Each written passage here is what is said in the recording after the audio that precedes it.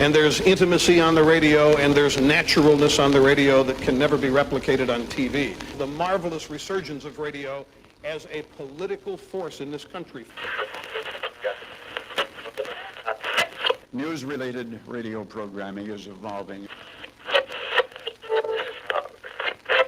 There's a huge hole in our dialogue that can be filled by the synthesis of traditional radio and the freedom that comes from a live podcast. You're about to experience Cowboy State Politics live. Here we go.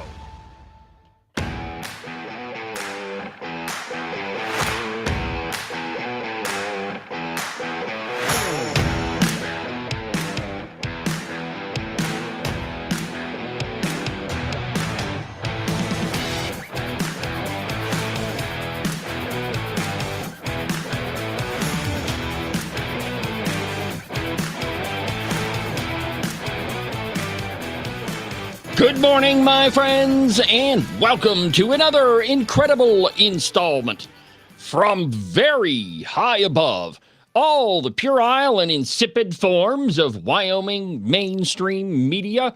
This is Cowboy State Politics.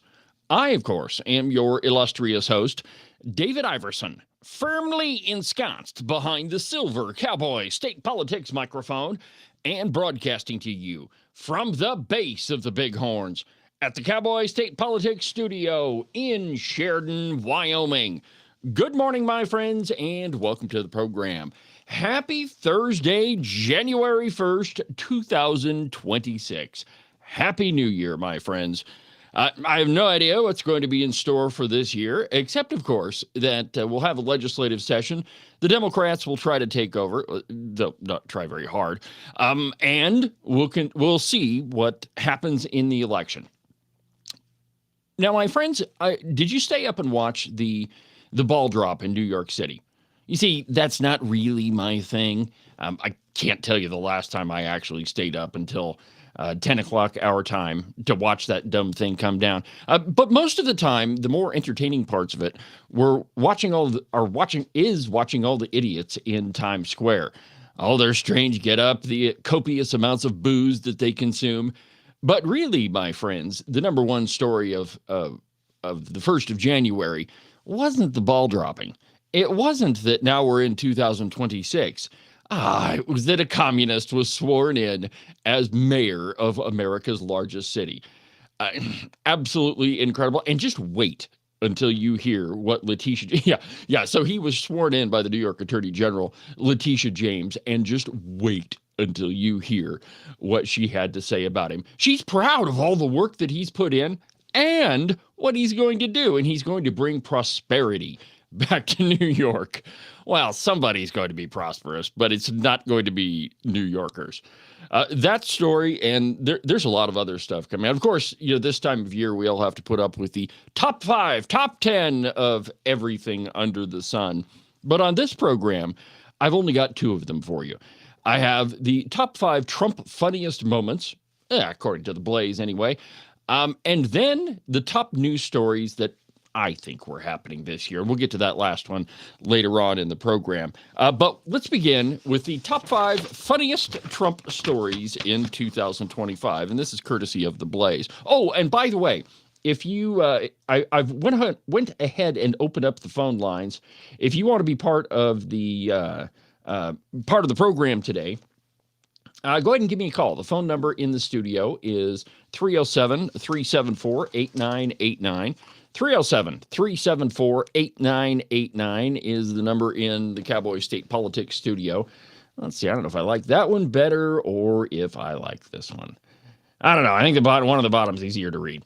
Anyway, so if you want to be part of the show, it is January 1st after all, and I'm assuming most of you don't have to work. Of course, I am at work for you, but the rest of all you other people, I hope you're taking time off and getting one last free day before we have to get back to reality tomorrow. So if you want to call in, the number in the studio is 307-374-8989. I'm going to leave the phone lines open all program long. Oh, and by the way, I don't know exactly how long we're going to go today. I do have some things to do. There is that huge announcement. I think it's a huge announcement, but there's that big announcement that we're going to be making tomorrow on the program. So I have to get ready for that. I don't want to shortchange you on that one. So I've got quite a bit of stuff to do, but we'll just take it as it comes, and we'll see how long the program lasts this morning. But we begin with The Blaze and the top 5 funniest Trump moments of 2025. And I don't know if I necessarily agree with these, but it goes along with all of these dumb lists that we're going to see in the next month. The top 5 funniest moments, the top 5 plants that you could put in your office, the top 5 ways that you can shovel the snow off of your sidewalk. I expect that headline to be coming from the Cowboy. But number 5 on the list from the Cowboy is President Trump making straws great again. I kid you not, this was an executive order. In the early weeks of his second term, Trump signed the, quote, #1 trending executive order, ending the forced use of paper straws across the country. Now, I know these darn things have irritated the crap out of you. I hate them. In fact, I pretty much gave up using straws. And, well, I did a while ago. But anytime you have to, and they give you one of these dumb paper straws, it just... I don't know. I mean, it's just something about being forced to participate in the climate hoax that I really have a problem with.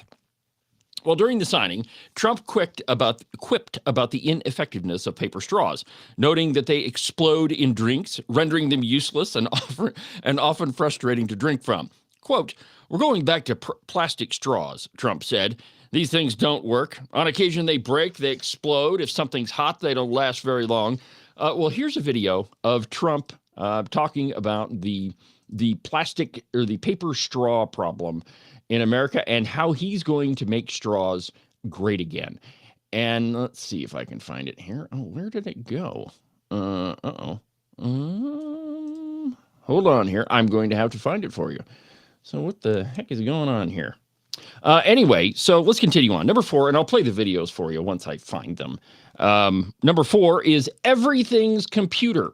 Now, he sat in a brand new car, and he marveled at how amazing the entire thing was. In fact, he said that everything is computer now. Let's see here. Show prep 1.1. Where did could it have possibly gone?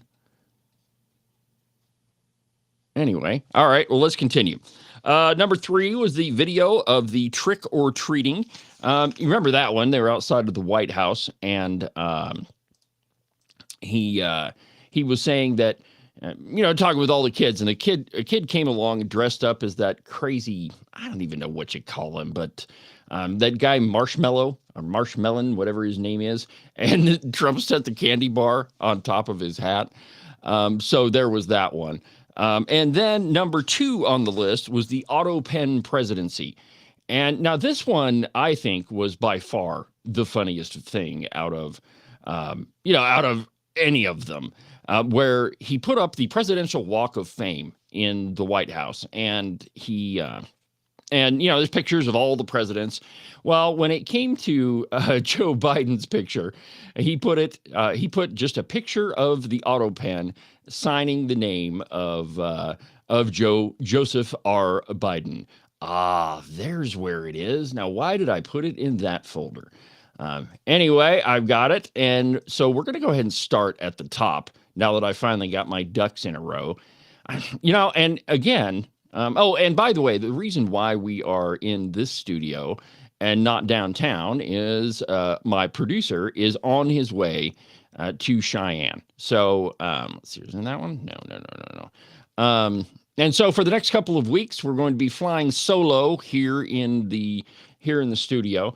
But it's okay because he's got to do his work with the legislature, and we really appreciate everything that he's doing. Let's see here, 11:19. Okay.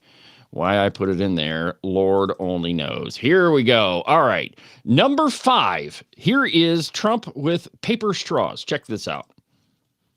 Next, this is an executive order relating to the use of paper straws. As you consistently identified, nobody really likes paper straws. #1 trending. Nobody likes them. Can you believe it? A paper straw was #1 trending for 3 days or something. The environmental impact of plastic straws versus paper straws is entirely unclear. This has cost both the government and private industry an absolute ton of money. and left consumers all over the country wildly dissatisfied with their straws. So we're asking aspects of the federal government, federal departments and agencies to look at their existing procurement processes, and we're asking your Domestic Policy Council to look holistically at this issue to address it, and it really is something that affects ordinary Americans in their everyday lives. We're going back to plastic straws. These things don't work. I've had them many times, and on occasion they break, they explode. If something's hot, they don't last very long, like a matter of minutes, sometimes a matter of seconds. It's a ridiculous situation. So we're going back to plastic straws. I think it's okay. Here comes the funniest part right after he signs it.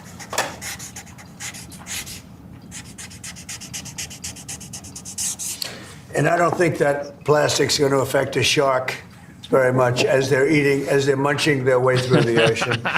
Okay. Thank you, sir. As they're munching their way through the ocean. Okay, so that one's pretty funny, if you ask me. So here is number 4, everything's computer. Now, I don't know. I mean, this one is kind of funny just because it shows you Trump's manner of speech. So, I mean, it's kind of entertaining. You know, every president has to get in a car at some point or another. But here's what he says. Everything's computer now. Put it in a sec. I'll watch Secret Service go crazy. Thank you. I mean, if you actually drove it around, it would really be wild. Beautiful.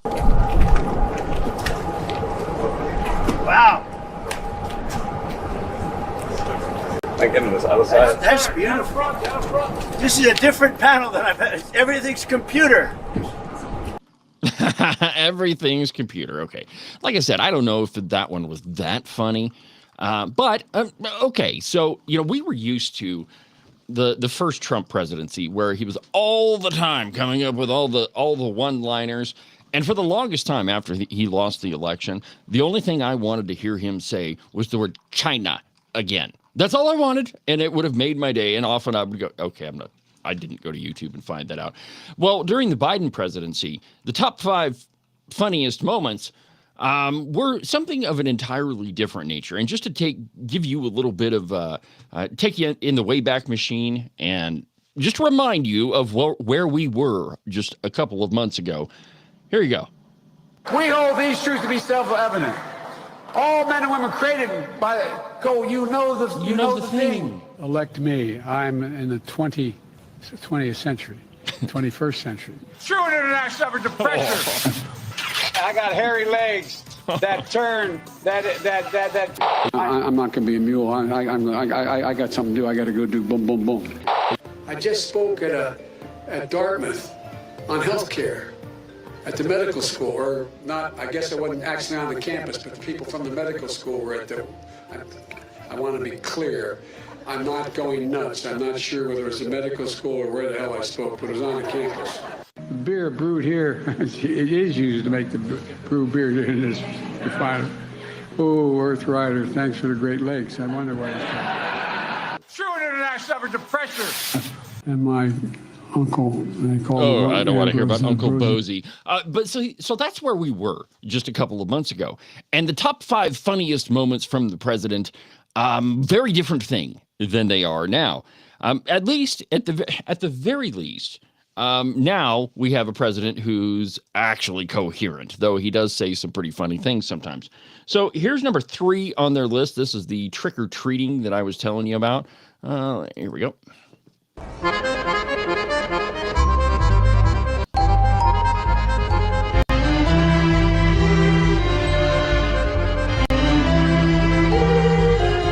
There's the marshmallow guy. What a stupid hat, anyway. I mean, as a kid, he's having fun, but the real guy?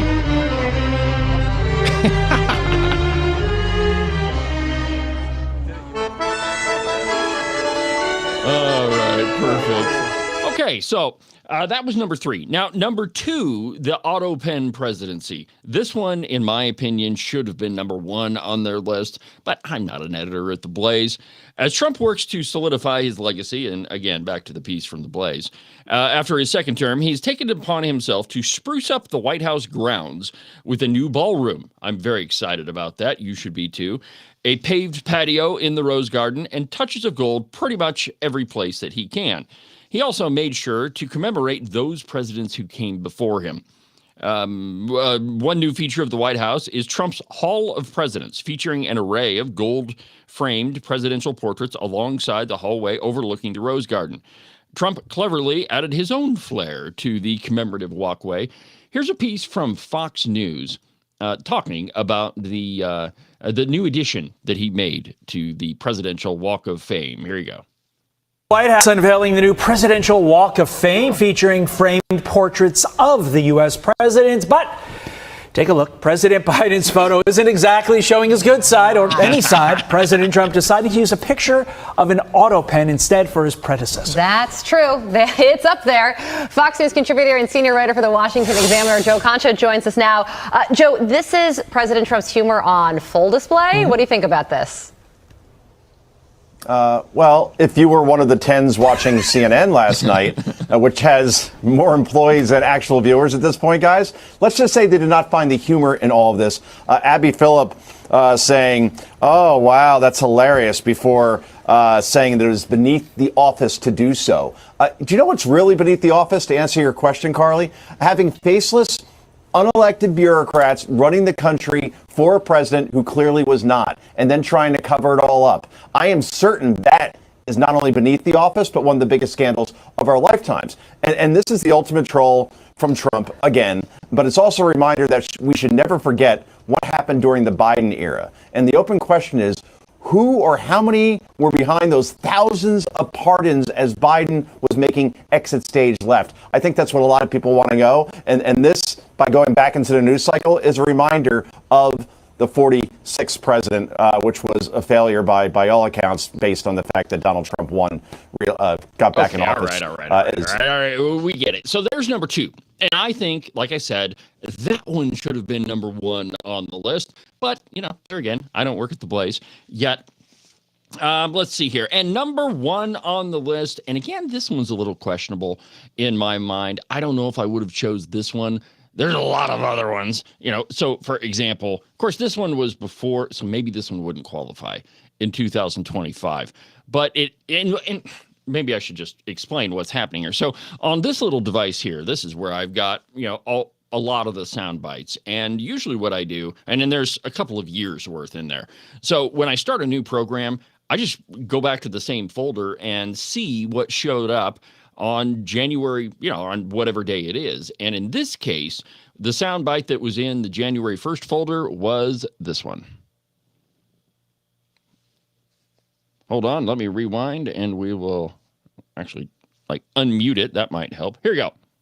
Continue to move until we get the total ban on the total initiative relative to what we're going to do with more Border Patrol and more asylum officers. President Trump? I really don't know what he said at the end of that sentence. I don't think he knows what he said either. I don't know that he knows what he said either. So anyway, there's, just an example of the funny stuff that he says. Of course, that was during the campaign, and it wasn't necessarily during 2025. So that one wouldn't count. But here is what the Blaze says is the number one funniest thing that Trump has said over the last year. I don't know. You tell me if you think this one's funny. We're 25 years ahead of Russia and China in submarines. Russia's actually second in submarines. China's third, but they're coming up. They're coming up. They're way lower in nuclear too, but in 5 years they'll be equal. They're coming up. And you don't have to be that good with nuclear. You could have 1/20th what you have now and still do the damage. That would be, that'd be so horrendous. But I announced that, based on his mention of nuclear, and it was really a stupid person that works for him mentioned the word nuclear, I moved a submarine or two, I won't say about the two, over to the coast of Russia, just to be careful, because we can't let people throw around that word. I call it the N-word. There are two N-words, and you can't use either of them. You can't use either of them. And frankly, if it does get to use, we have more than anybody else. We have better. Okay, so the N-word, I mean, kind of funny, but I don't know that I would put it on my list of the top 5 funniest things that Trump has said during the year. But you tell me, the phone lines are open, 307-374-8989 if you want to be part of the program. And you have an idea of what you think is the funniest thing that Trump has said over the year. But I mean, again, we're going to be seeing all sorts of these lists, and I have a list of my own. And we actually talked about this on a different, and I don't talk about this near enough, but I do another podcast with my friend Josh Jennings, who was on the program. What was it, Tuesday? Yeah, Tuesday, when we did the interview with Secretary of State Chuck Gray. But it's Josh Jennings, Mark Jennings, and Dana Jennings, and it's called Politics Reloaded, and it's on an entirely different platform. It's on Substack. If you just search Substack Politics Reloaded, you'll find it. But what we do is take an hour, hour and a half, sometimes 2 hours, depending on what's going on, and just kind of go over some of the different political stories, and you get a taste of stuff that's happening here in the Mountain West, as well as some things that are happening in Texas. And it's an interesting perspective because, of course, Josh works for the Blaze, and now he's a writer for Glenn Beck, and so you get a very different perspective. But like I say, you can go check that out. It's called Politics Reloaded. It's on Substack, so go check that one out. But on our last episode, which, by the way, there's 2 of them coming up that we're going to release. We did this whole top news story thing, and mine was very different. But I'm going to get to that a little bit later on in the program, so stay tuned for that one. But now, and we haven't heard too much of this about this next subject, but it is still going on, and there's actually an article in the Wyoming Turkey Vulture about this one. Has healthcare become entirely political? Yes, because it shouldn't be. Because the government shouldn't have anything to do with healthcare. That's not the proper role of government. And I challenge anybody to show me anywhere in the Wyoming Constitution or in the U.S. Constitution where we should have anything to do with healthcare. But there's an op-ed in the Turkey Vulture saying, well, has it become too political? Well, yeah, it should be, because we need to get government the heck out of the way. And that's just one example of things that government doesn't need to be involved in. I've got another story that I'm just starting to investigate. Hopefully, we get it done within the next month so we can drop it during the legislative session. But it's yet another thing that government shouldn't be involved in. And we're told from people like Josh Durrell, the head of the Wyoming Business Council, that, well, you just can't compete unless government is involved.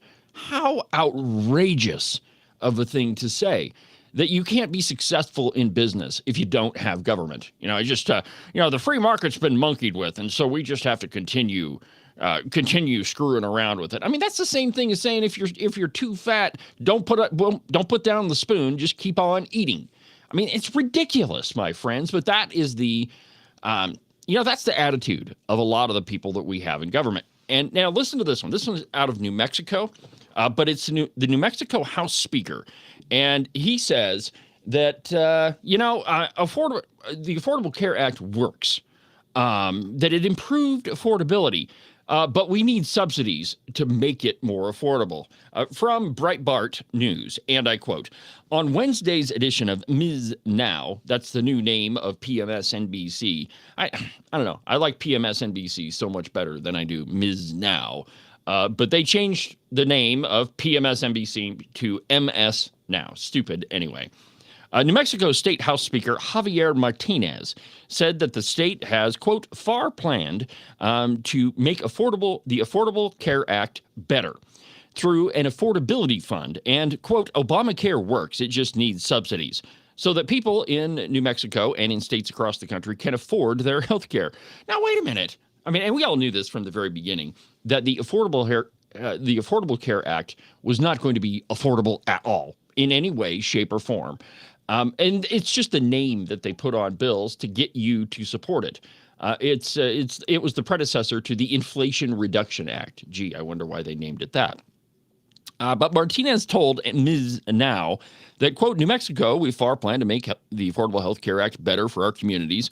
And back in 2021, we created something called the Health Care Affordability Fund. He added, quote, Obamacare works. It's worked for millions of people over the course of the last 10 or so years.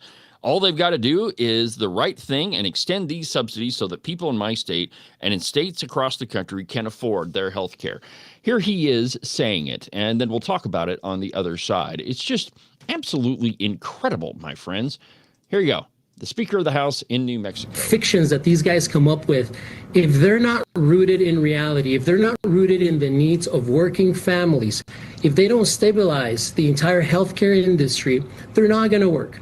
Obamacare works. It's worked for millions of people over the course of the last 10 or so years. All they've got to do is do the right thing and extend these subsidies so that people in my state and in states across the country can afford their health care. Children with cancer, seniors with terminal illness, folks with chronic conditions. The cruelty of this administration knows no bounds, and Johnson has to grow a backbone. Oh, the Affordable Care Act is working. We just need the subsidies to make it affordable. But isn't that just like everything that the government comes up with? I mean, they lie to you on the front end and say everything is great, everything is going fantastic, but we need more of your money to make it work. You see, my friends, the government doesn't have its own money. The only money that it actually has is yours. And so, I mean, it's just like these government types to say, well, it's working. Everything's working fine. We just need to dump more cash into it. Absolutely ridiculous. Well, let's go ahead and take a break. And when we come back, we'll continue on with the program. We're going to go over to England and talk about what's happening there. And then we'll get to some Wyoming stories. Back in a minute.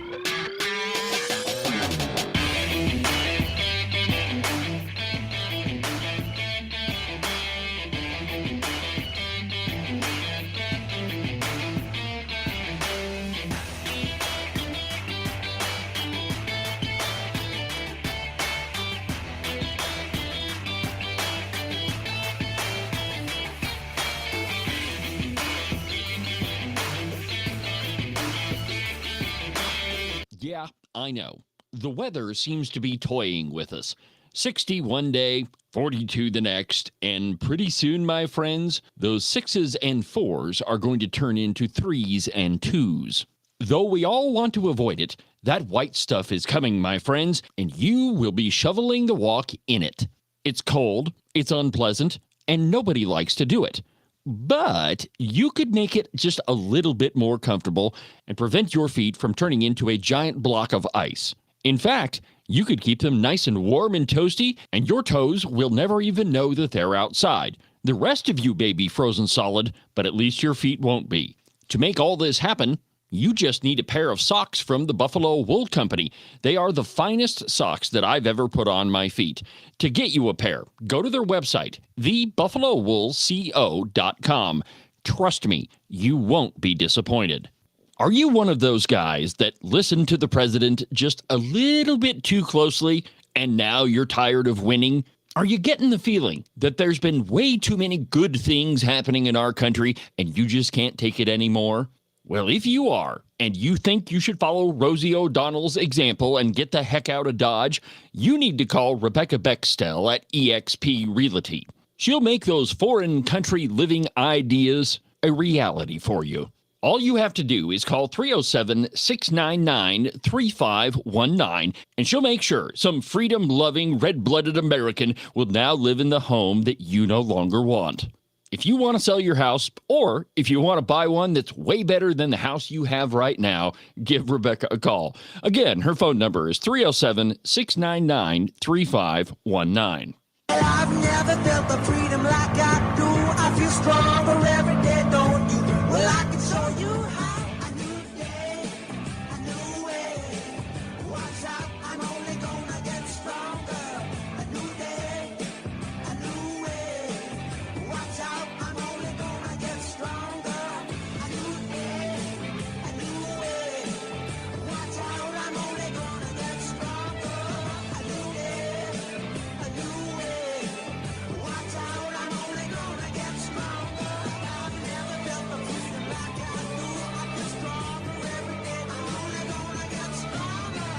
Cowboy State Politics is only going to get stronger.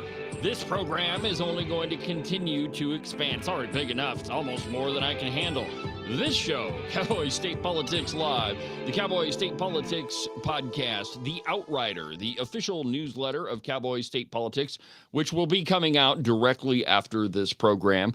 And we've got a new announcement coming tomorrow. It's just like I can't stop piling work onto myself. But this one's going to be amazing, and I cannot wait to tell you about it. Tomorrow on the show, if everything works right, and that's been kind of the the phrase that I've used the last couple of months. Hey, if everything works right, this thing will be great.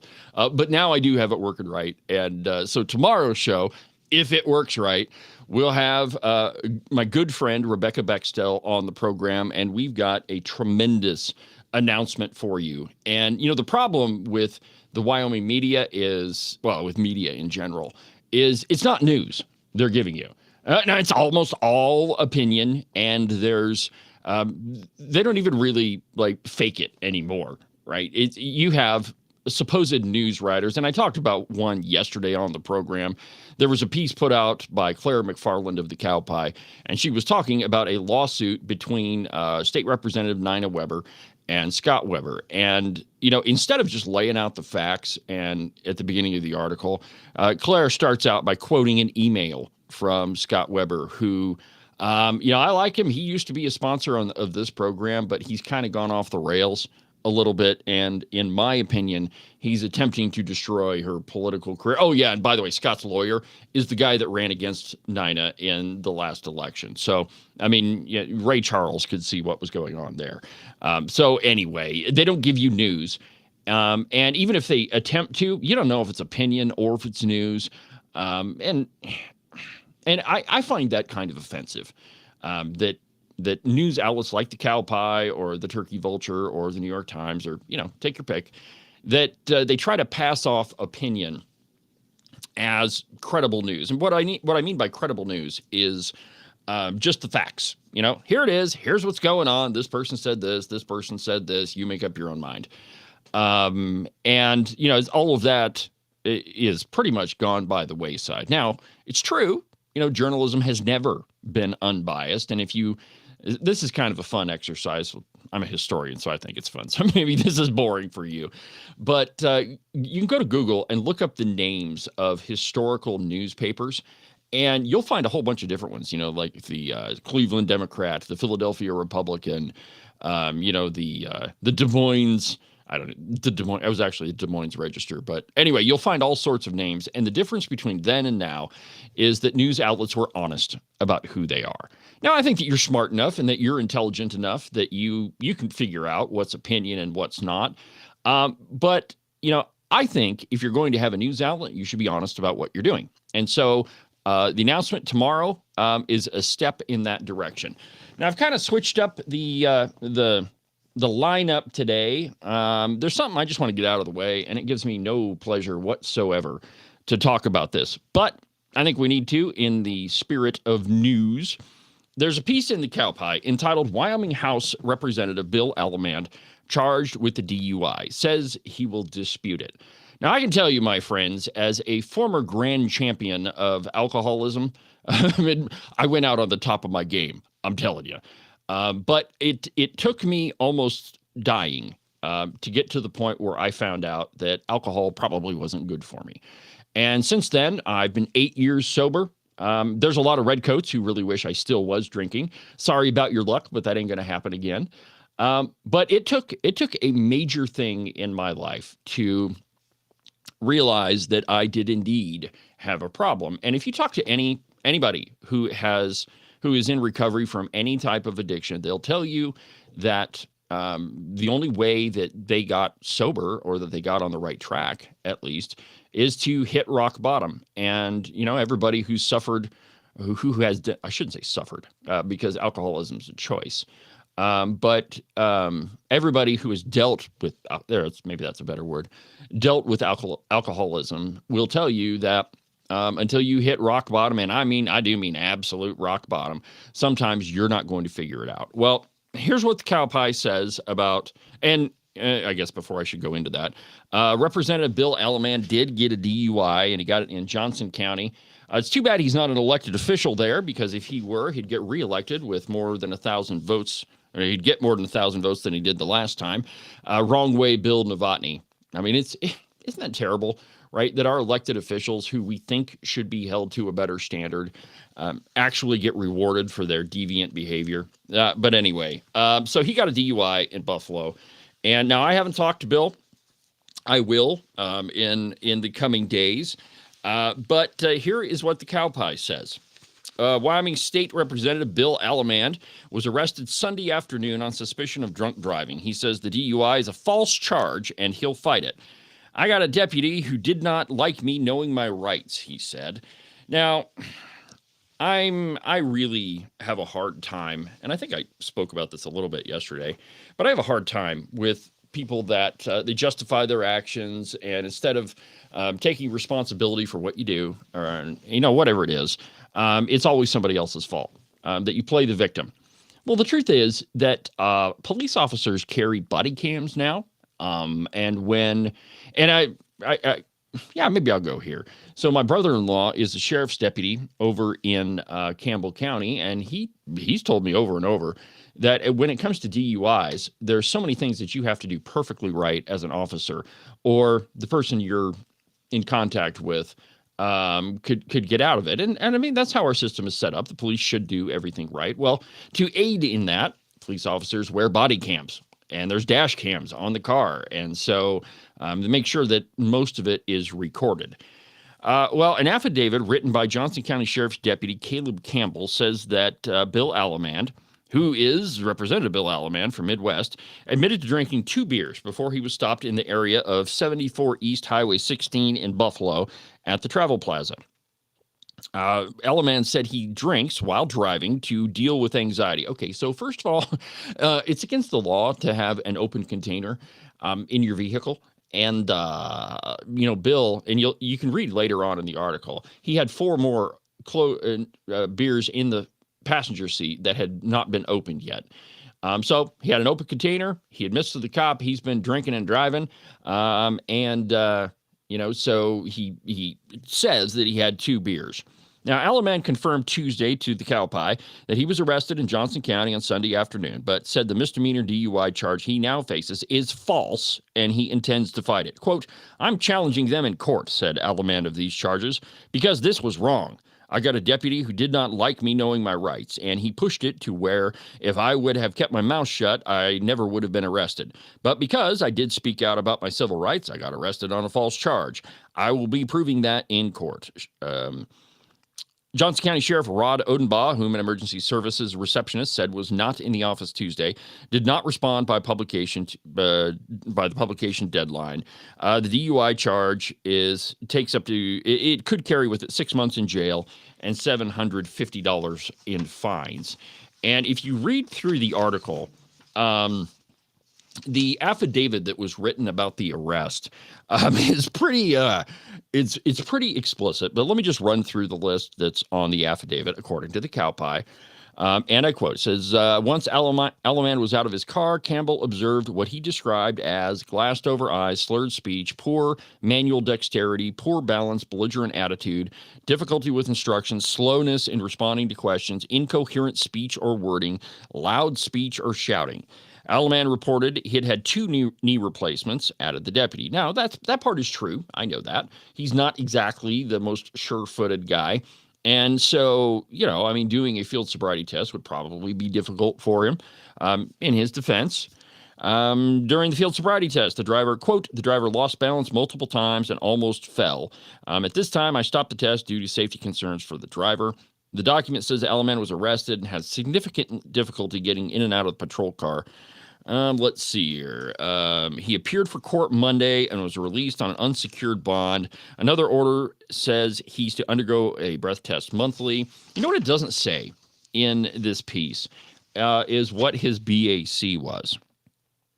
And, you can be, technically speaking, you could be intoxicated and your BAC could not be above the legal limit. And a perfect example of this is the little old lady that goes to the bar and has 1 drink and she's swacked.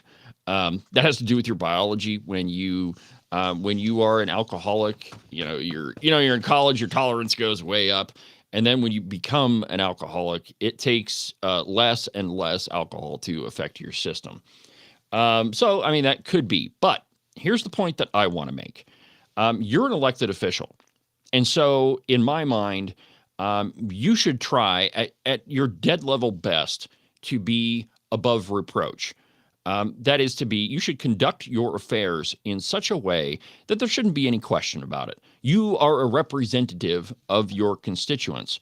And I understand that people have private lives and, away from whatever they do, but you're still an elected representative, and you, above all people, you write the laws or help write the laws anyway, and you should know that what you were doing was against the law. It's not legal to drink a beer going down the highway, nor is it legal to have an open container. And when you admit to a deputy that you had 2 beers while driving and that you drink beer to help with your anxiety, I think perhaps, maybe, just maybe, you have a problem. And I think that you are, and this is the same argument I made with Wrong Way Bill Novotny. If you're in public office, if you're an elected official, you should know that you can make a phone call, that you probably have a phone full of people that if you called them and said, hey, I'm in kind of a bad spot here, I can't drive, will you come get me? Okay, pretty easy. You should do that. Or you shouldn't drink when you're driving. That's a pretty easy one. Now, a DUI is no fun thing. And, when you're an elected representative, it's not going to be fun. There's already been several articles written. In fact, I looked on the Turkey Vulture this morning. There's one there. This piece is from the Cowboy. Now, the other side of this, I guess, we should talk about that for a minute, is that everybody is innocent until proven guilty. And the reason why police officers are so diligent in their DUI arrests is because it requires, a lot of evidence. And I don't see anywhere in here where there was a BAC test done. Could be that he refused it. Who knows? But, the point is that if you're in that state, you already know that you shouldn't be driving. And I don't think it's a credit to your constituents who elected you to represent them. And the other part of this is you should be held to in my opinion, this isn't the legal standard, but this is my opinion, that you should be held to a higher standard than everybody else. I know that's not fair, but there again, you chose to be an elected representative.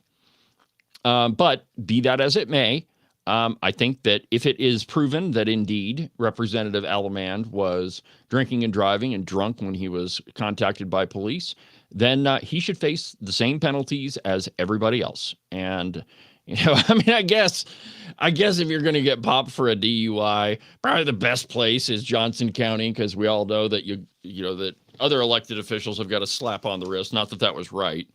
And by the way, Bill Novotny, listen to this, man. He was drunk driving, and it's hard to tell from all the newspaper reports, but it sounds to me like he drove all the way from Sheridan, Wyoming, past Buffalo on the wrong side of the interstate while blackout drunk, eluding police for 8 miles with an open container in his car. And how he didn't kill somebody, I don't know. Somewhere on the Cowboy State Politics website, I've got a video of him driving the wrong way on the interstate.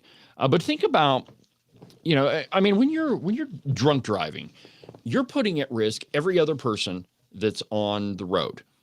That, it shows, in my opinion, reckless disregard for everybody else around. I'm not just talking about elected officials. I'm talking about any drunk that gets in a car and drives when they could have just easily picked up the phone and called somebody. I personally, I don't really care who it is. If you call me and if you're in Sheridan and you call me and you need a ride, I'll come get you. I'm always sober, so I may not be always awake, but I don't care. Call me.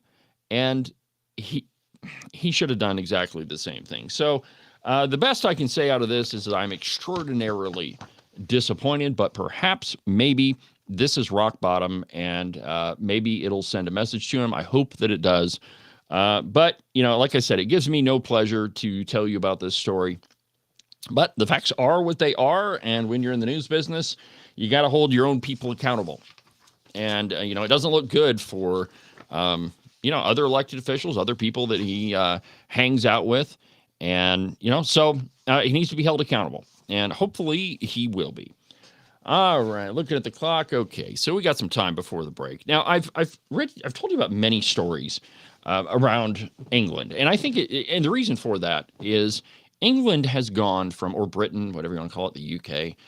They've gone from being a pretty open society, not all that different from our own, to one that is becoming dominated by Muslim immigrants, probably a lot of them illegal immigrants. I don't know that they probably handle immigration the same way that we do. But there's a piece from Breitbart News, and it's Nigel Farage, who was the guy that spearheaded the whole Brexit campaign, getting the UK out of the European Union. And he says that 2026 will mark the start of the last chance battle to save Britain. Now, I don't know that, well, you know what? Let's go into the article and then we'll talk about it. And I quote, in his New Year's Eve message to the nation, Reform UK leader Nigel Farage has cast 2026 as critical to the populist movement's prospects of dethroning the political establishment and saving Britain. Speaking from Greenwich, Mr. Farage lamented the disastrous state of the country in 2025, from the economic stagnation, inflation, soaring debt, rising social degeneracy and crime, and increasingly authoritarian speech restrictions on average Britons. The reform boss pointed to the case of far-left Egyptian revolutionary Alaa Abd el-Fattah as an example of the rot within the Westminster establishment. Quote, here's a guy that comes out of Egypt, comes back to Britain, who's put out the worst abominable, hateful tweets about killing Jews, killing white people, and fighting police. And this man was given citizenship by the Conservative Party. Yeah, think about that, right? And welcomed back into Britain by the Labour Party. Frankly, this is little to choose between the two, Farage said.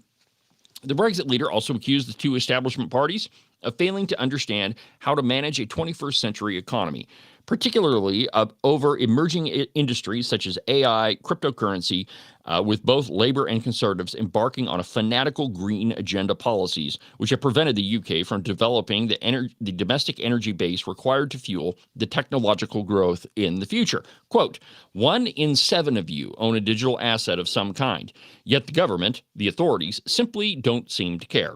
And that's the point. We need to change in this country, real change. And if we go on voting for the same old parties, I promise you nothing will change. Now that right there is an absolute point of truth, that if you continually vote for the same old people, you will get the same old thing. And, since I started Cowboy state politics, I've told you that don't vote for people simply because they're Republican or Democrat. I mean, the folks on the other side, I don't know that they really care, but they should follow the same advice. Don't vote for your friends. Take your friends to lunch. Don't vote for them. Your vote is not a Valentine. I mean, it's not a love you note to the politician. You should find out who they are, how they vote, and how they're going to represent you. And the history of Wyoming is that we have had Republicans. I mean, and we're talking decades here, not just years. So-called Republican politicians who get elected in Wyoming and then they vote with the Democrats, over 80% of the time. And I mean, we've got to stop doing that. Stop voting for people just because they're Republican. If you always do what you've always done, you will always get what you have always got. I mean, that's a universal truth. That if you keep doing the same thing and expecting different results, that's insanity. It's the very definition of it. And so to continually vote for establishment type candidates, you will get the exact same thing. Now, the difference that we made, a fantastic choice that we made, is in electing somebody who was not part of the political establishment. Of course, I'm talking about Harriet Hageman. That she went as a first-term congresswoman, went in there to the House of Representatives like a wrecking ball. And you don't see first-term congresspeople be that influential with leadership, with committees. But I mean, that's Harriet Hageman. And so the reason why we're getting a different result is we didn't elect the establishment politician Liz Cheney. And the same holds true for everybody else that's in office. If you've got a guy or a gal that is voting down the party line and they're just going along with the establishment, then they no longer need to be in office. I mean, our founders never intended for political office to be, a career. It was set up so that the farmer down the road could get elected. He could go to Washington, represent us for a few years, and then come home. And he continues to do his farming. But, I mean, that's long past, my friends. We have politicians. Nancy Pelosi is the stereotypic case. They get elected and make an entire career out of it. And there are some people in Cheyenne that's a very similar thing. Charlie Scott, though I love him dearly, I mean, personally, he's a very nice guy. Politically, he's kind of a communist a lot of the time. But he's been in office since the 70s. Could we not find somebody else to take that place, to take that office? Do we need the same politician in there for 50 years? The answer to that is no. That, okay, you did a good job. Thanks, Charlie. Time to sit down. Let's let somebody else run for office. That's how, that's how our system was set up. So that, you serve a couple terms and then you go home and you let somebody else take it. It's called a representative republic for a reason, not an aristocratic republic, which is what we are quickly turning into. So anyway, my friends, if you want to change the situation, if you want to change how things are done, whether if you're on the left or the right, you can't vote for the same old people.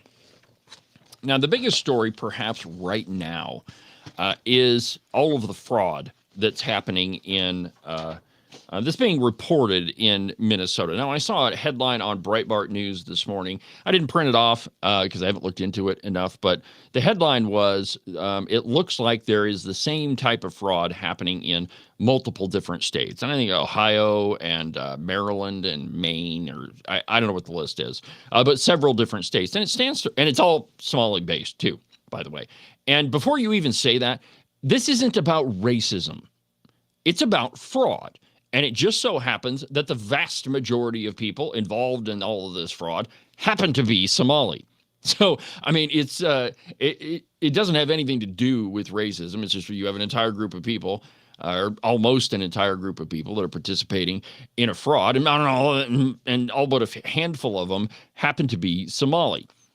Now, there is an independent journalist. His name is Nick Shirley, and we told you about him yesterday on the program. He's a young guy, been doing his own investigation. Well, he's getting a little bit of heat himself, as you can imagine. Same type of stuff that I get when I uncover something jaw-dropping, which, admittedly doesn't happen very often. I'm getting ready to unload one of those pretty quick, but from Fox News, Nick Shirley, and you know what? Let's go back and let me show you that video from yesterday. So just kind of refresh your memory. Perhaps you've already seen it online. Let me just make notes where I mistakenly put all these videos so we can get back there. Let's see here. So that would have been December 31st. Here we go. Okay, so let's see here. Okay, nope. We got to go back to the 30th, wherever that went. There it is. Okay, here we go. So here is Nick Shirley's reporting, and I've got a couple of different videos. Let's just go with this one. In Minnesota, massive fraud is taking place within the government and the Somali population. Here, this building alone, Quality Learning Center, is a daycare, yet they spelled learning wrong, and they said leering. This daycare alone in 2025 has received $1.9 million from the government. And the strange things about these childcare centers is there's no one here right now. It's midday on a weekday, and if you were to try to go inside, it's completely closed and the windows are all blacked out. No one's working, midday, children should be in here, and this place is licensed for 99 children, and this is the outside. There's no windows, no nothing, and like I said, they literally spelt the word wrong on their sign. This is open and blatant fraud taking place here inside of Minnesota. The government is complicit with this, and this is just one of the hundreds of child daycare centers here inside of Minneapolis being ran by the Somali population. It's sad that it's happening here in Minnesota, and it stinks that it's happening and it's being labeled on the Somali population. However, that's just the facts of what's happening here inside of Minnesota. $1.9 million for this daycare center that can't even spell learning right. Okay, so the whole video is about 40 minutes long. That's just a little snippet of it. But like I say, he's getting some heat, as you would expect, and it's coming from, of all places, another one of these news outlets that continually lies to you, CBS News. And the article is entitled, "Nick Shirley Fires Back at CBS News Reporter Suggesting That Minnesota Daycare Centers Weren't Fraudulent." And I quote, independent journalist Nick Shirley called out CBS News reporter Jonah Kaplan over his video claiming that Minnesota daycare centers Shirley visited were not fraudulent at all. Kaplan, who works with CBS News' Minneapolis affiliate, posted a video shared by CBS News' X account on Tuesday that offered its own analysis of nearly a dozen daycare centers Shirley visited in the viral video. In his video, Kaplan reported that while the locations Shirley highlighted have received citations for issues related to safety and cleanliness, there was no evidence of fraud. Yeah. I believe that one. By the way, if you believe that one, I have some beachfront property around Guernsey to sell you.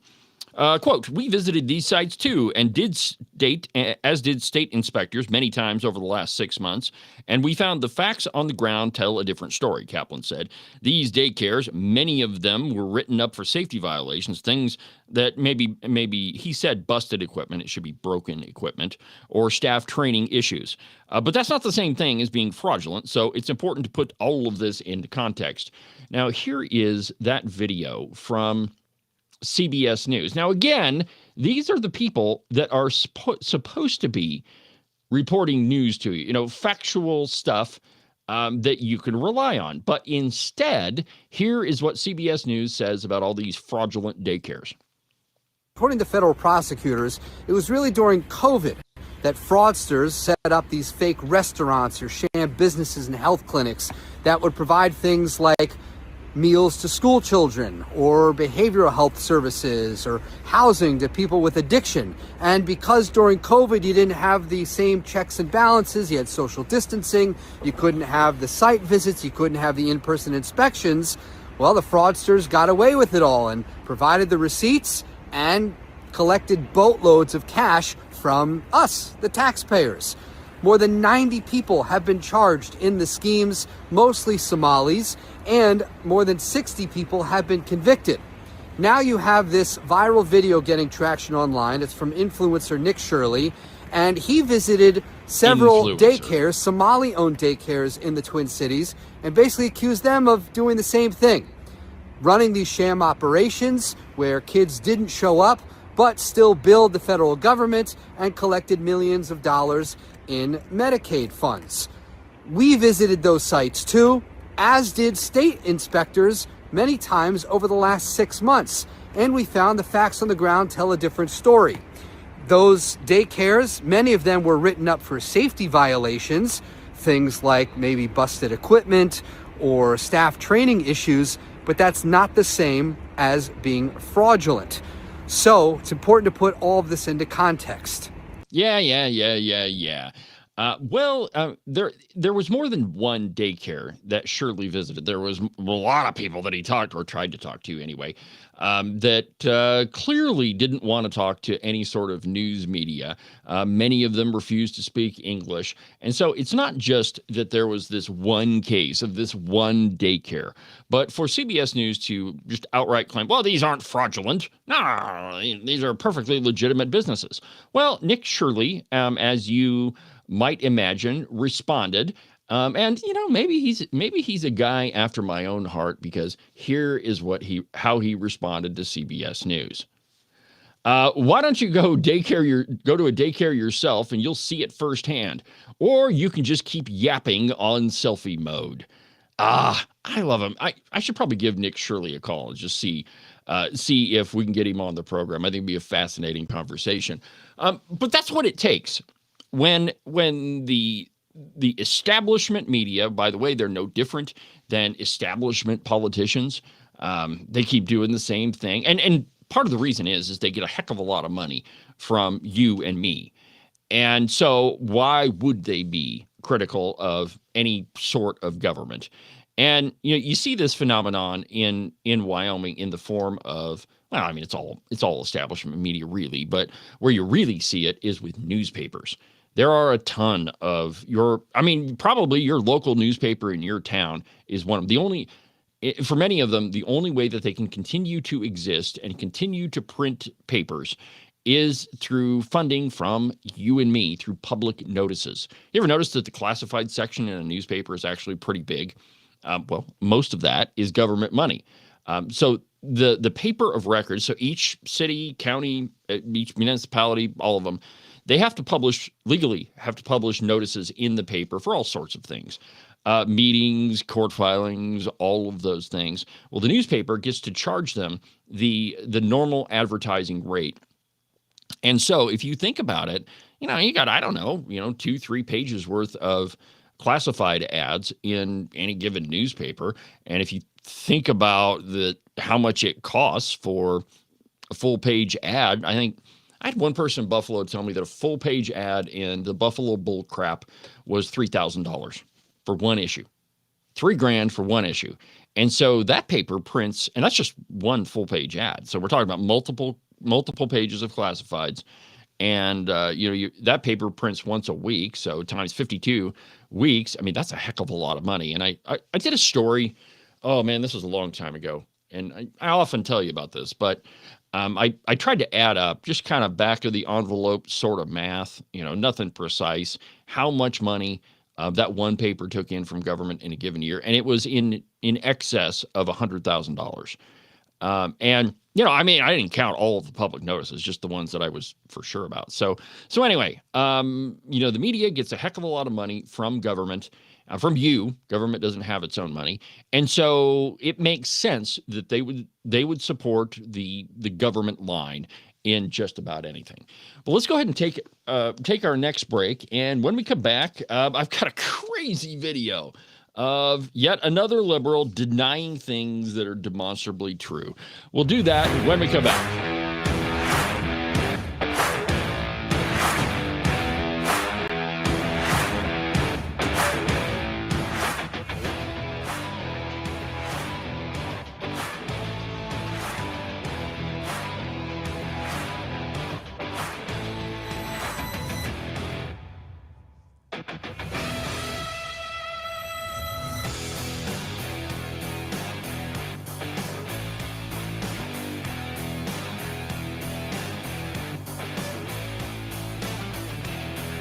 Make sure that you subscribe and follow the Cowboy State Politics podcast. You can do that from the website, cowboystatepolitics.com, or anywhere that you get your podcasts.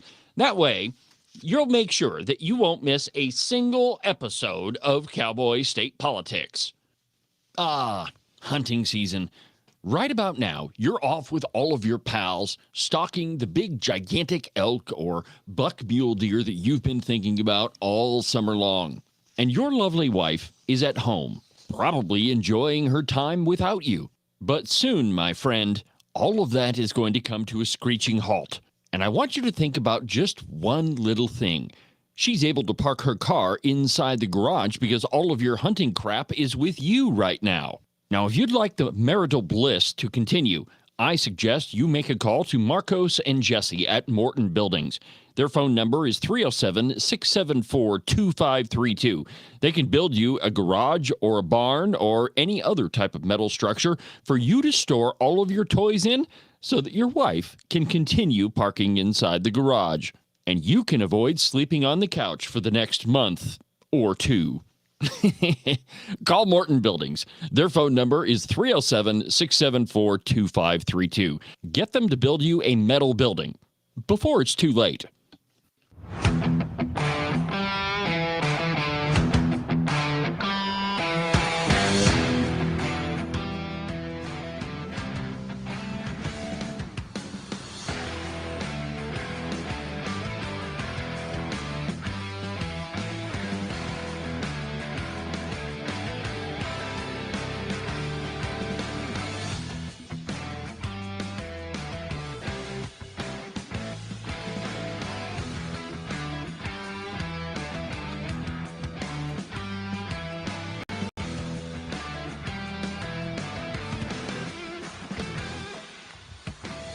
Welcome back to the program. Cowboy State Politics live on New Year's Day 2026. Thank you for watching. Thank you for listening. Thank you for everything you do for this program. I really appreciate it.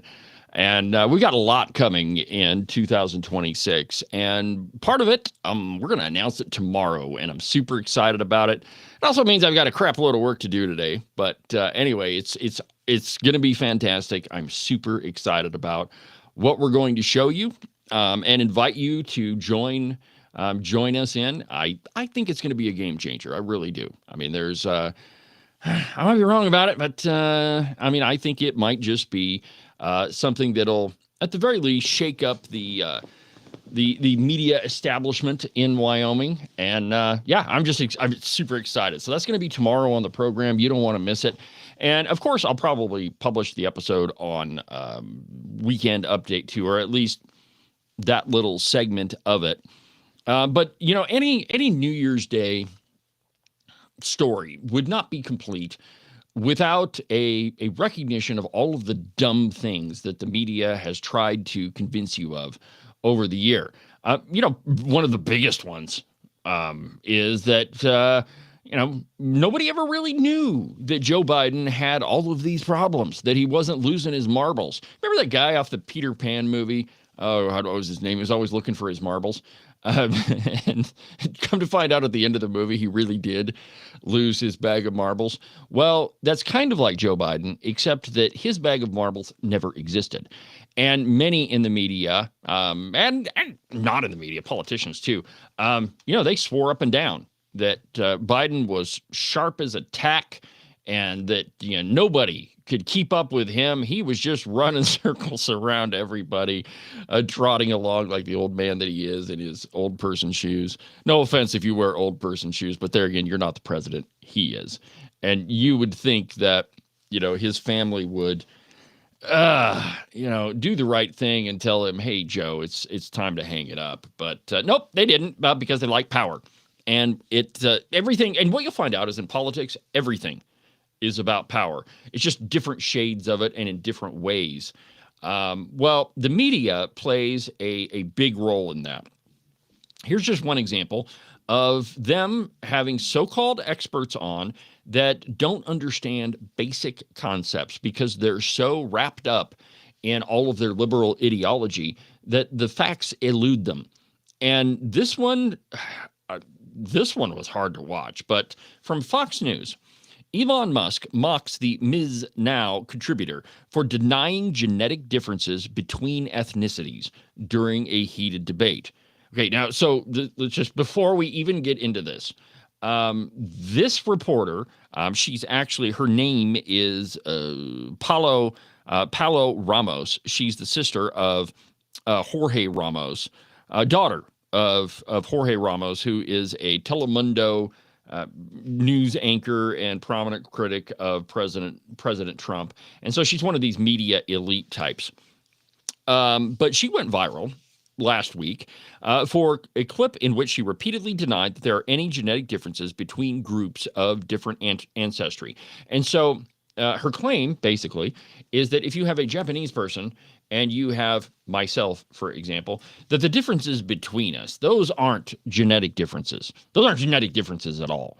And so, if someone such as myself were to have a child with somebody, say, Japanese or Korean or whatever, or, whatever other race, it doesn't matter, the genes kind of mix together. And I know this is a complicated concept, but there's people in the media who don't understand it. And so, yeah, there are genetic differences. But so Ramos shared a clip on her Instagram. So she's got this interview and she shares a piece of it on her own social media. So she's so convinced that this is such a good piece of journalism that it's post-worthy on her Instagram. It's still there. The video that I'm going to show you, I recorded it from her Instagram account this morning, a little over an hour and a half ago. All right, so Ramos shared the clip on her Instagram from an interview she did with pro-natalist activists. The pro-natalist movement believes that modern civilization is undergoing a destructive decline in the birth rate, which must be undone by encouraging people to have more kids. In her Instagram caption, Ramos warned, quote, "A movement that encourages people to have more babies is once again gaining momentum in the far right. Remember, Trump said he wants to be the president of fertility." Yeah, that's absolutely the truth that the birth rate is declining, and even in Wyoming, the birth rate is below. Oh, I don't even know what the terminology is, but essentially it's before replacement. Yeah, below the replacement number. In the interview clip, which went viral, Ramos challenged Malcolm, saying, "Malcolm, you've said things like black women are biologically different than white women. They say, yes, they have different fertility windows. They have a higher rate of fertility."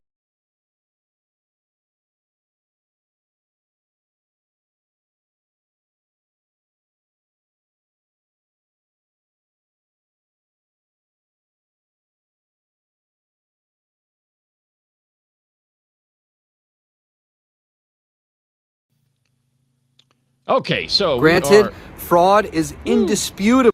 So one of the virtues of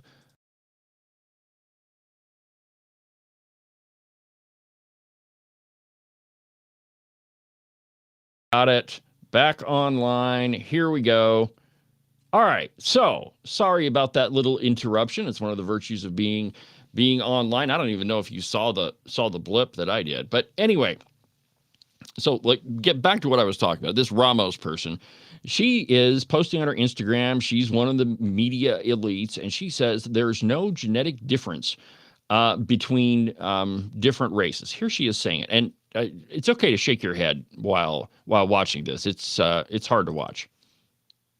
Medical Association, there is no scientific evidence to prove that. And that's a big problem, right? Because there's no scientific and that's why I asked. Like IQ differences. Black people are genetically different from other populations. And I'll say that again. There is no scientific evidence to prove that, right? And there's people I'm sorry. I'm stating. Do you want to ask an AI if there's scientific evidence to prove that? No, I want to ask. Because what you're stating is just factually incorrect. Humans are genetically diverse. It's not a bad thing that humans are genetically diverse. I'm not saying it's a bad or a good thing. I'm saying there is no scientific evidence. And I'm saying that is a factually... And he's saying that there is scientific evidence. There is scientific evidence. There is overwhelming scientific evidence. Basics... No. This is like saying the sky is not blue. It is genes that code their skin color, right? Those genes are obviously different in them than they are in us. How is that not science? That's just like a basic fact. The genes that code their skin color, their level of melanin production, are different from my genes that code melanin production. And that's precisely why I was asking this question, because I think for some people that do believe, like you, that people are genetically different, that has historically been used to promote racial hierarchies, right? And that's why I'm asking you. Because that it doesn't have anything to do with science, that any scientific facts are irrelevant to this Ramos person when she's talking about race. And the main reason why I wanted to show you this, because first it's unbelievable, but second, that we have those on the left have a preoccupation with identity politics. And that is, what race you are, what gender. Of course, they don't agree that there's only two genders. They think there's 70 or whatever the case may be. But it is all identity politics. And we talked about this a little bit when Josh Jennings was on the program. That this is I don't want to say a remnant, because it's certainly more than a remnant, but this is essentially the postmodern idea of deconstructionism. Is that you can take, and it's not true, by the way, but the postmodernists, Foucault, Derrida, postmodern thinkers, said that you can deconstruct everything. The problem is, and by deconstruct, they mean tear it down to its most essential piece of what it is. And anytime you do that, it always boils down to race. It always boils down to identity politics. And the truth is that not everything has to do with your identity. People are different. Some people are smarter than others. Some people are more athletically skilled than others. I am never going to play catcher for a Major League Baseball team. I'm never going to be the quarterback. I'm never going to be an astrophysicist. But that doesn't necessarily mean that that's a bad thing. People are different. And, when you get down to it, her argument is, oh, no, there are no genetic differences. There are no genetic differences at all. And she has to believe that if you believe in, a collectivist, communist ideology, that all people are the same, and thus we can treat all people the same. I mean, but you notice the ridiculous points that this line of thinking gets you to. And the truth is, not everybody is the same. Not everybody is going to be rich. Not everybody is going to be poor. Not everybody is going to be smart. Not everybody is going to be pretty. Some people are going to be overweight. Some people are going to be super skinny. There are differences between people.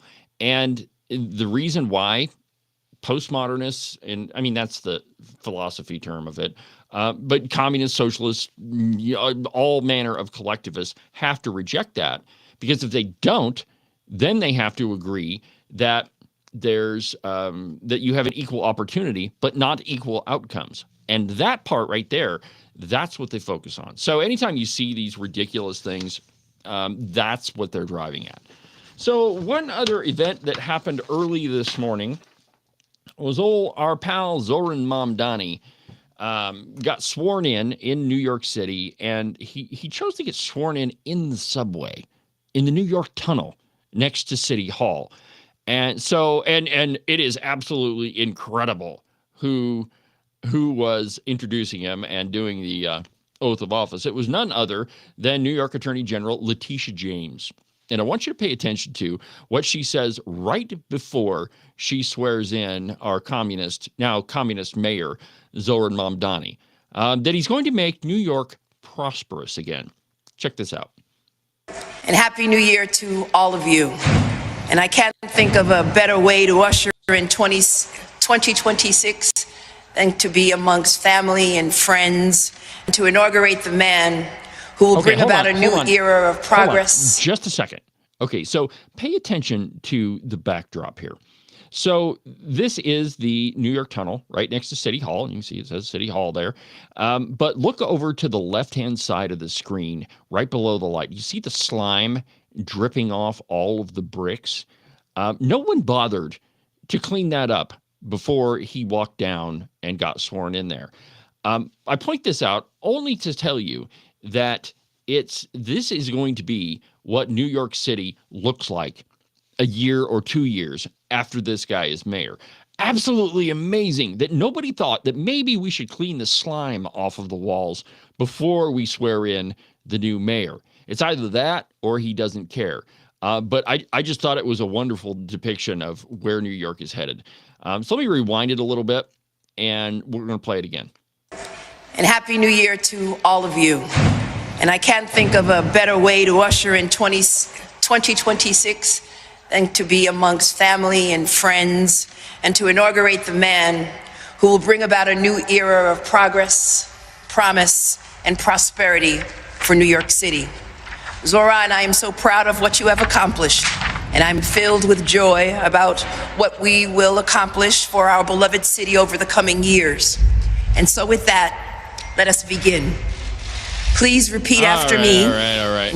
We've had enough of that. So she says he's going to make it prosperous again. Well, I mean, that's partially true because he's going to make it prosperous for a few select people. That's always what happens with socialist and communist regimes. Is the people at the top, they do pretty good because, of course, they're not communists. They're capitalists.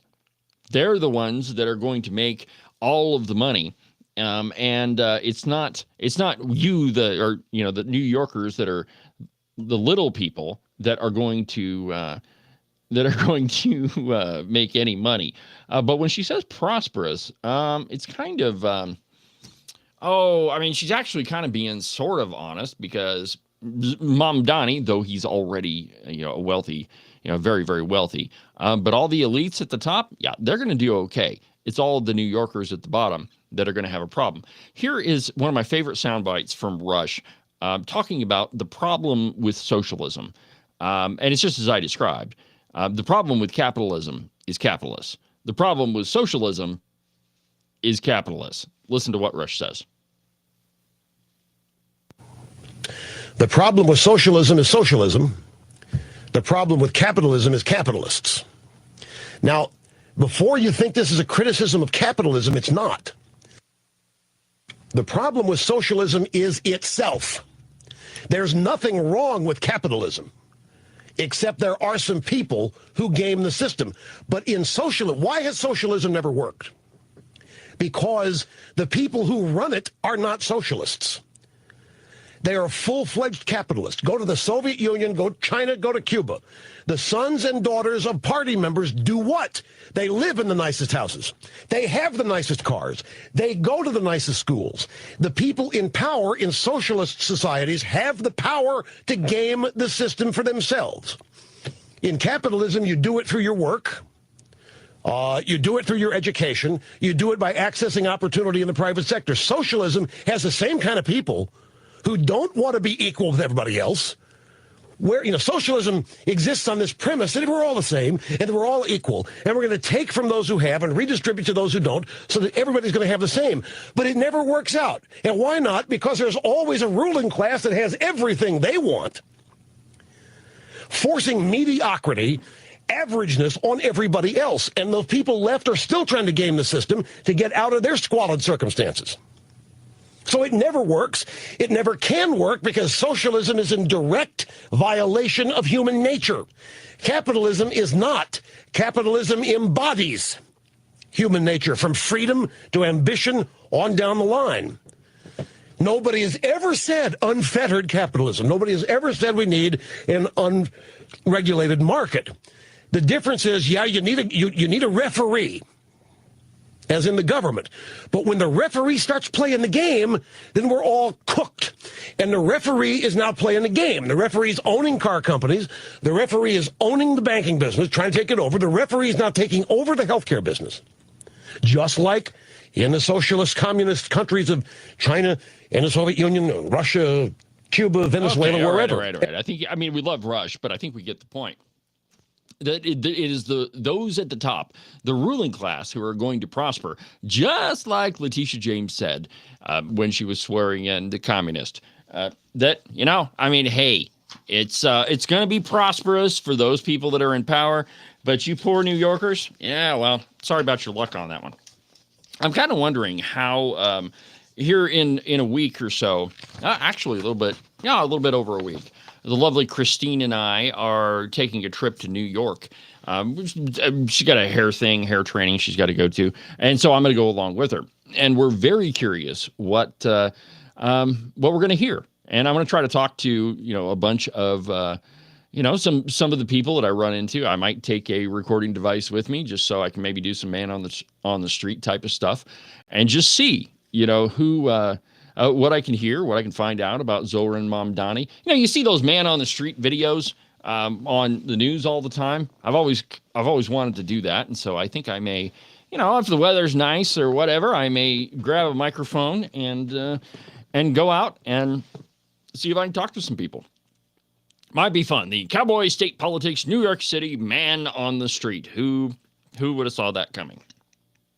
All right. Well, the one issue that the Wyoming left seems to be grabbing a hold of is one that I don't really think that it really exists anymore.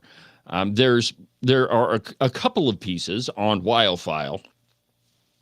I chose the one by our pal Rod Miller, and it's all about public land. Now, this all goes back to Mike Lee's proposal to sell pieces of public land. Now, as I told you in multiple Cowboy State Politics episodes and on this program, nobody read the proposal. And it was just an all-out assault of it to mislead you as to what it was. The truth is that those public parcels that were up for sale had to be directly adjacent to, an existing town. And there was, I don't remember the population number, but there was a floor to that you had to have this many people living in the community. It had to have infrastructure to it, which means roads, sewer, water, those sorts of things.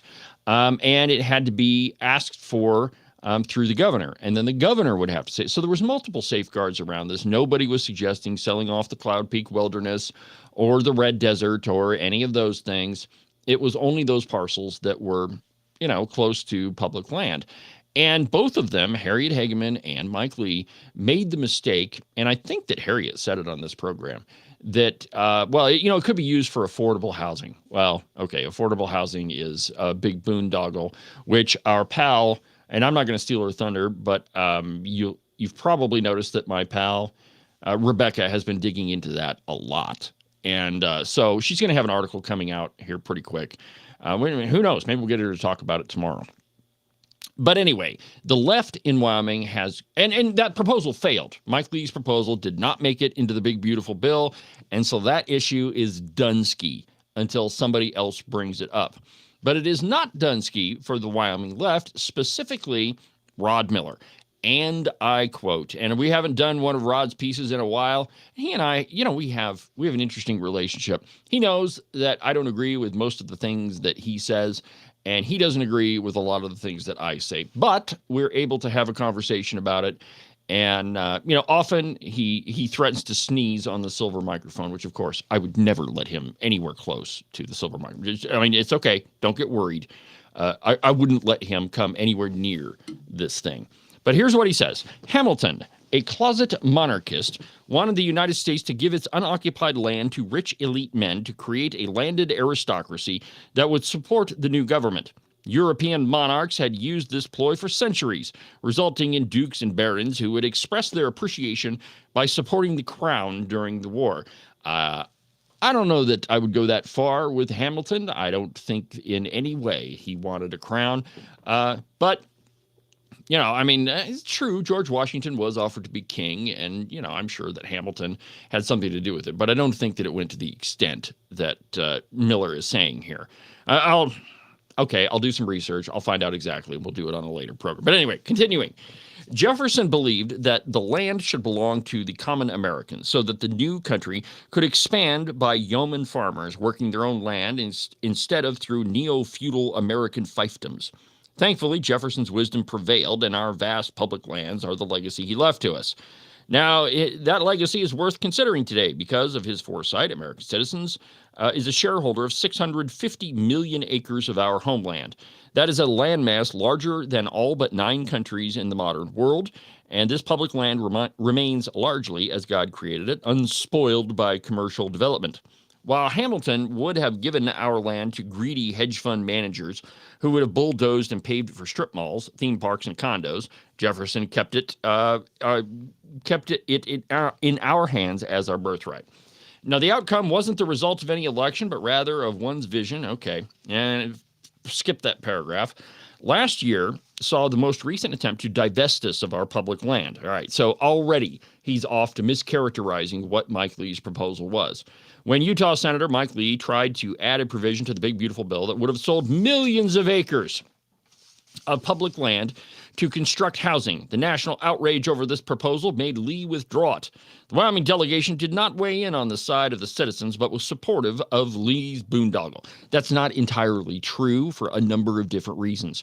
If you added all of the land that was eligible, all of it, if you put it all together, and you added up all of the acreage, it would only amount, and this is still a big area, but we're talking about 11 or 12 states, okay? So a huge area. All of that land would have only amounted to the size of Campbell County. That's it. Over 11 states. And there were those provisions that I mentioned earlier. So not only is Rod Miller mischaracterizing the proposal entirely, he's making it more outrageous so that he can try to drum up support for, the Democrat-leaning side of this. It must be noted that Lee's provision was entirely unnecessary. Existing laws, both the Federal Land Policy and Management Act and the Recreation and Public Purposes Act, already allow the federal government to transfer public land to communities for expanding infrastructure, including housing. So Lee and his supporters had another motive in mind. They tried to pry our public land from our hands. With election season crowding upon us, those of us who cheer Jefferson's legacy should be on our guard for politicians who follow Hamilton's misguided doctrine and who want to sell our public land to the highest bidder. That's not true at all. That's not what the proposal said, Rod. And he gets on these tangents where he just entirely misleads people. And I mean, okay, so, maybe he didn't dig into it. Maybe he didn't read the text of the proposal like I did. But the truth is, he's just going along with the Democrat Party talking point. And it's interesting that Rod is a registered Republican, though he doesn't vote that way. Or last I knew, he was a registered Republican. Public land policy should become the fulcrum by which we elevate aspiring politicians to positions of trust in the big empty, or deny them the office that they covet. When candidates promise us they're on our side with important topics like taxes, education, and all the hot-button issues of the day, we must corner them into explaining their stance on public land before we trust them with our vote. And so, really, what this is, and I don't know that Rod is the sage of the left in Wyoming, but I'll tell you what he's attempting to do is to create an election issue for left-leaning Republican redcoats and Democrats. That's what he's trying to do. They don't have anything to run on right now, and so they have to create something. And in true redcoat and Democrat fashion, Rod is attempting to create something out of nothing. Okay, it's obvious. That proposal is dead in the water. Didn't make it in the big, beautiful bill, but nobody read it anyway. In fact, the map that Rod was probably relying on for this proposal was entirely fictitious. It was a map that was used during the BLM, their whole big plan, resource management plan for the Red Desert. That's the map that they were using. No, and it didn't have anything to do with the bill. It's just leftists used it, and I did an entire episode how that map was entirely fabricated and how it was, in no way explicative of anything that was really going on.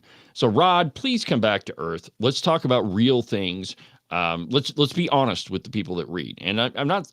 Well, yeah. I mean, in that case, when you're intentionally misleading people and you know the truth, that right there is the problem with the media. Now, in Rod's defense, he is an opinion columnist, and he is pretty opinionated.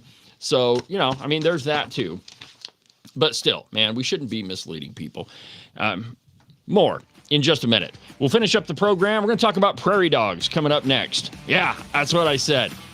Prairie dogs. It's not just the public land that the left is going after now. These poor prairie dogs. They're riddled with lead. Carcasses laying everywhere. Back in a minute.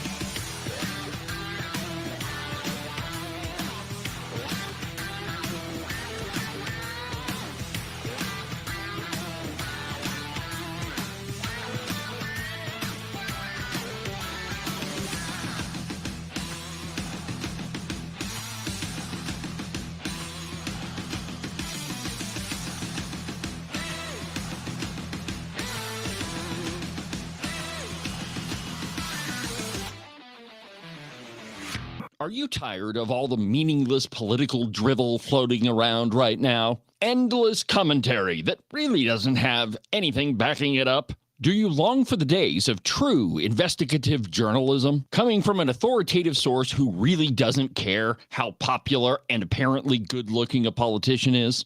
Fortunately for you, that's what I do on Cowboy State Politics. New episodes are published every Monday, Wednesday, and Saturday, and you can get them anywhere that you get your podcasts. iHeartRadio, iTunes, TuneIn, really any of them will work. But the easiest way is just to go to the website, cowboystatepolitics.com. There, you can find all of the shows, as well as any of the articles I might bring up during the course of the program. Cowboy State Politics Live, the program you're listening to right now, is broadcast every Tuesday through Friday, beginning at 8 a.m. Pay attention to all of that other block-headed nonsense if you want. Just make sure that you don't miss an episode of Cowboy State Politics. And now, back to our program.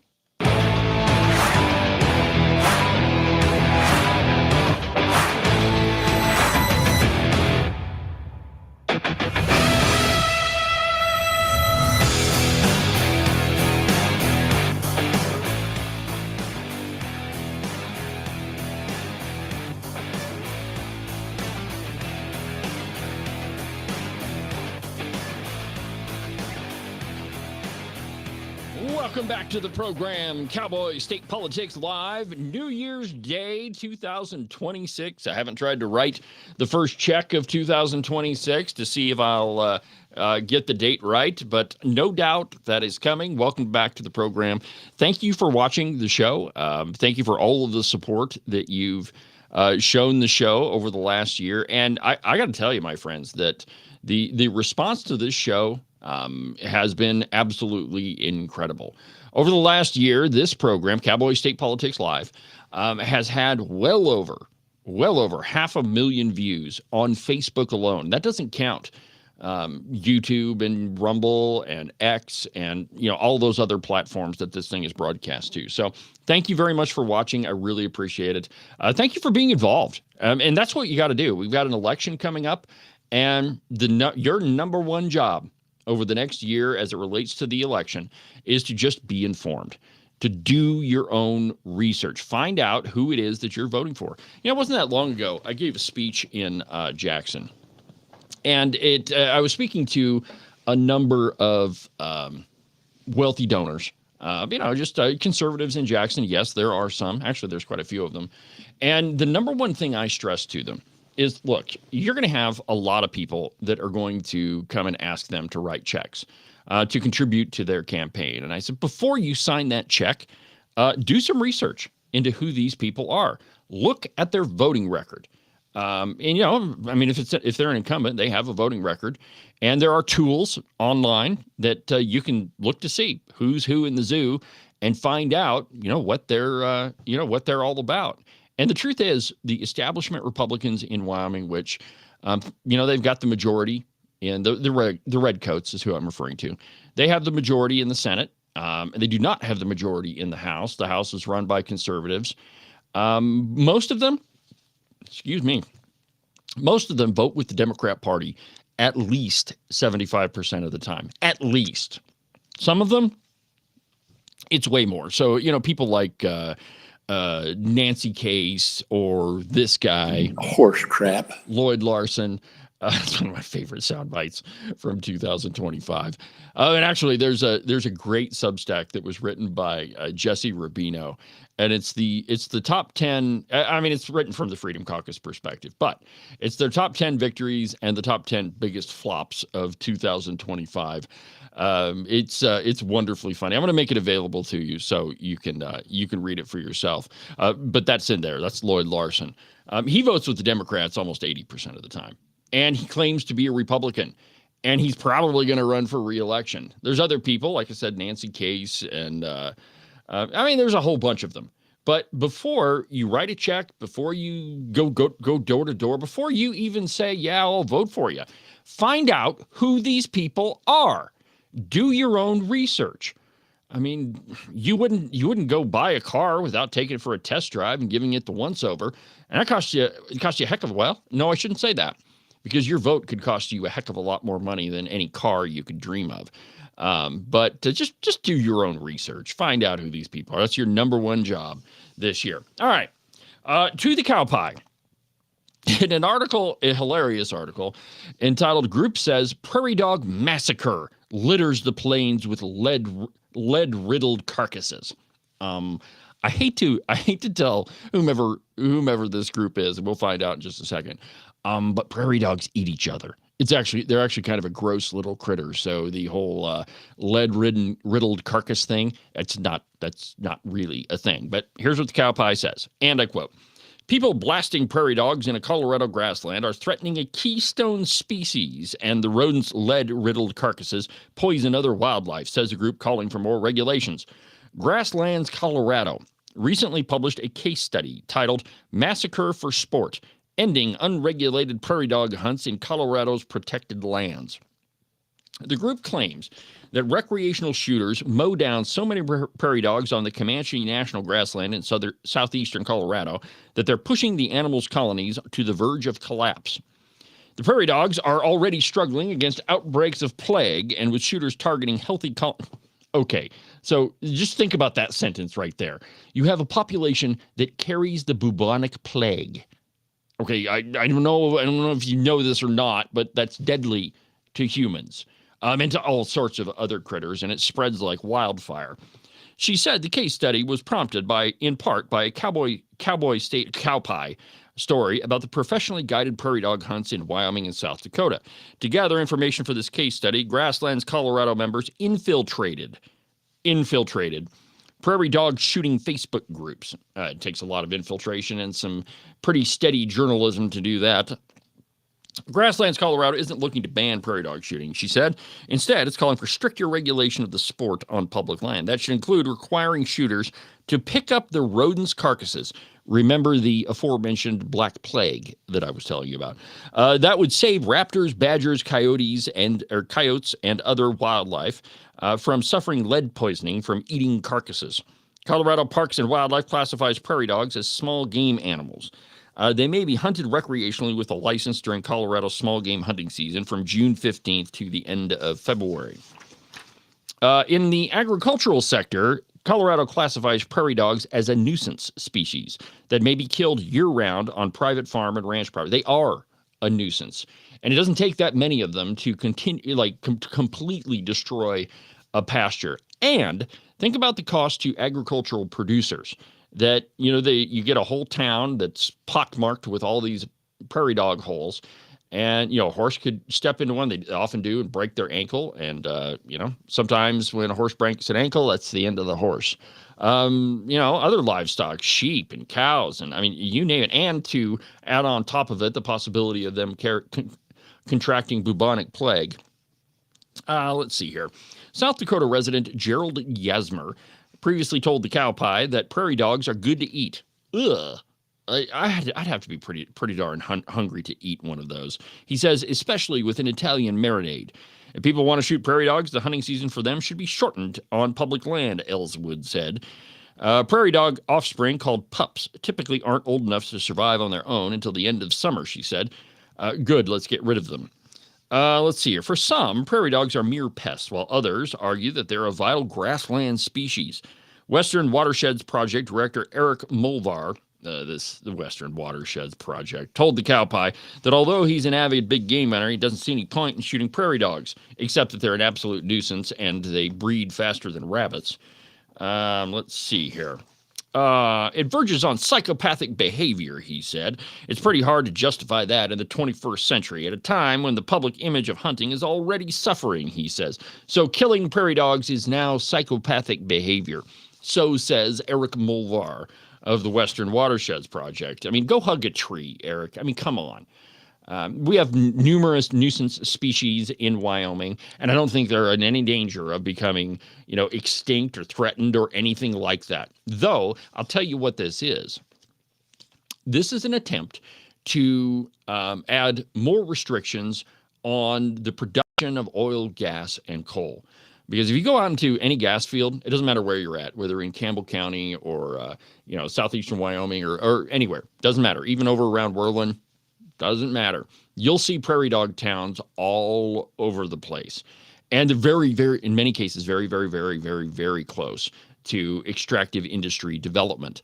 And so if they can get restrictions on prairie dogs like they have on sage grouse, it's easier for them to restrict the development of so-called fossil fuels. They're not actually fossil fuels, by the way. It's just the term that's used with them. But that's what it's about for all of these environmental groups. It has nothing to do with prairie dogs. They too probably understand that prairie dogs are a nuisance, that they carry the plague, that they're terrible for agriculture, terrible for all sorts of these things. So their motive has to be something else entirely. And what that is, mark my words, my friends, is an attempt to restrict development of oil and gas. That can be the only possible solution, because even these environmentalists know how fast prairie dogs procreate. They know that they carry the plague, so it's bad for every other species that eats them, birds, you name it, domestic animals, livestock, whatever it is, humans, if you happen to get close to one of them.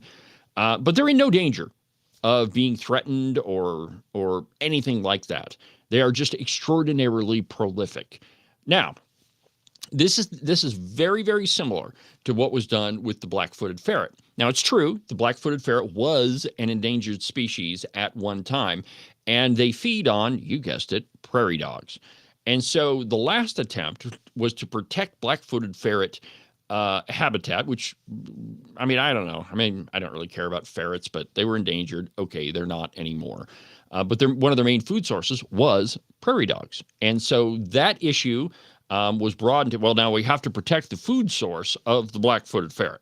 We don't do that, no ferrets. And therefore, you could restrict development of oil and gas and coal. Now, let me just characterize for you what happens with this. So years ago, I did a lot of permitting through the BLM. Lots of projects, hundreds and hundreds and hundreds of oil and gas wells, which I'm very, very proud of, by the way. I think we need more, like drill, baby, drill. Anyway, invariably in Wyoming, you have what are called sage grouse implications to the project. That means that there's a sage grouse lek.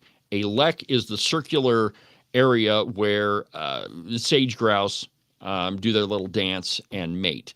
So I remember in 1 year,